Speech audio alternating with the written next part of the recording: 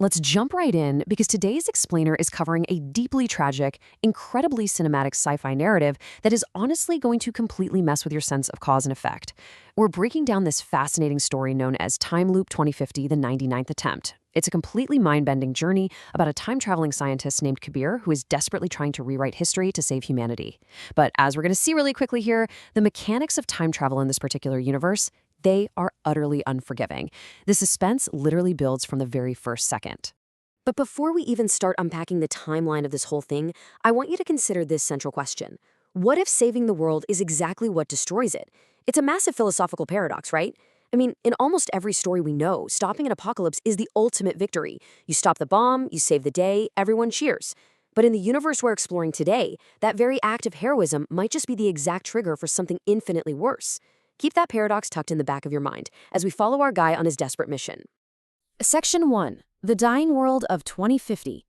So, let's start at the beginning of our chronological arc, which is, ironically, the end of the world. The year is 2050, and Earth is it's completely, hopelessly barren. Imagine stepping outside and instantly being hit by these relentless, choking dust storms. You look up, and the sky's permanently stained this violent, horrifying shade of red. There is absolutely zero life left on the surface. None.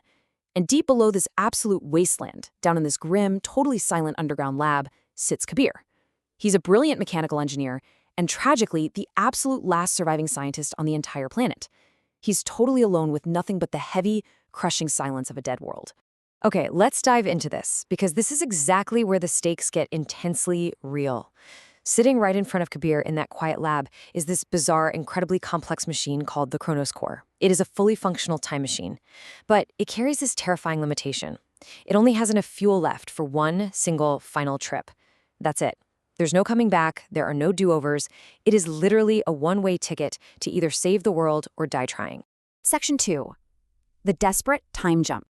We are now at the pivotal moment. Kabir is putting everything on the line to travel back into the past and stop a massive catastrophic event, specifically the explosion of the world's largest nuclear reactor. His mission is crystal clear. His jump protocol is visceral, but simple. The dead silence of the lab is suddenly shattered by the cold, synthetic voice of his AI system saying, "System ready." Immediately, muscle memory kicks in. He grabs a massive needle, injects himself so his physical body can actually survive the temporal shift, reaches out, grabs the heavy mechanical lever, pulls it, and steps directly into this blinding, deafening flash of light. Let's move to and see how this builds across our timeline. Kabir is instantly ripped away from the desolate underground lab of 2050 and violently thrust exactly 24 years into the past. He opens his eyes and boom, he is suddenly standing right in the brightly lit control room of that old nuclear power plant. He looks up at the wall calendar, and the date staring back at him gives you absolute chills. July 2, 2026, which is literally today's date, the very day the world was supposed to end. Section 3. Stopping the Apocalypse. Just like that, the dead silence of the future is totally gone. We are thrust right into the middle of absolute chaos. The second Kabir arrives, his senses are completely assaulted. Blaring, ear-piercing alarms are echoing off every single wall in the control room. Flashing red lights are everywhere. And right there, dead center on the main console, is this massive, terrifying countdown. 5 minutes! He has exactly 5 minutes until the world's largest nuclear reactor melts down and triggers a global apocalypse. Every single precious second is burning away right in front of him. What happens next is just a frantic, desperate race against the clock. Kabir throws himself at the control panel. Step 1. He is frantically slicing through these thick control wires. Step 2. He's typing furiously, desperately trying to forcibly override a system that is literally seconds away from critical failure. His hands are shaking violently. And through all the chaos and the blaring alarms, he can actually hear the muffled sounds of people crying in terror from the hallways outside. He is running on pure, unadulterated adrenaline. But then, right at the agonizing 4-minute mark, step 3, he manages to trigger the coolant sequence. He successfully cools the core. And just like that, the deafening alarms abruptly stop. The core temperatures stabilize. The world is saved. Whew. Let's just take a collective breath here. The disaster has been completely averted. The heavy burden is finally lifted. Kabir slumps down to the floor, completely exhausted, but totally victorious. Humanity finally has a future again. Section 4. A Terrifying Twist. Because just as Kabir allows himself to believe he has actually won, the newfound peace is absolutely shattered. Out of nowhere, the main screen in the center of the control room flickers to life. A video starts playing, showing an old man crying uncontrollably. As Kabir stares at it, this wave of sheer terror washes over him. Because he recognizes the man. It's him. It's Kabir, 30 years older. So the crucial point is, his older self isn't calling to celebrate a victory. He leans into the camera and whispers a message that chills the younger Kabir to the absolute bone. Kabir, if you are watching this, you made the same mistake again. This reveals a completely horrific paradox. The older Kabir explains the devastating reality of the timeline. You see that nuclear blast, the one younger Kabir just risked literally everything to stop? It actually wasn't the end of the world.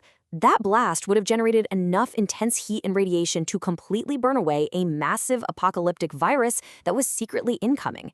By overriding the system and stopping the explosion, Kabir didn't save humanity at all. He unwittingly eliminated the only fire large enough to stop the contagion. He literally just handed the entire human race over to a horrific disease that will slowly and torturously kill everyone. Section 5. The 99th Attempt. The true, crushing weight of these time travel mechanics is about to come crashing down on our protagonist. The older Kabir looks out, absolutely broken by time and grief, and delivers the final blow.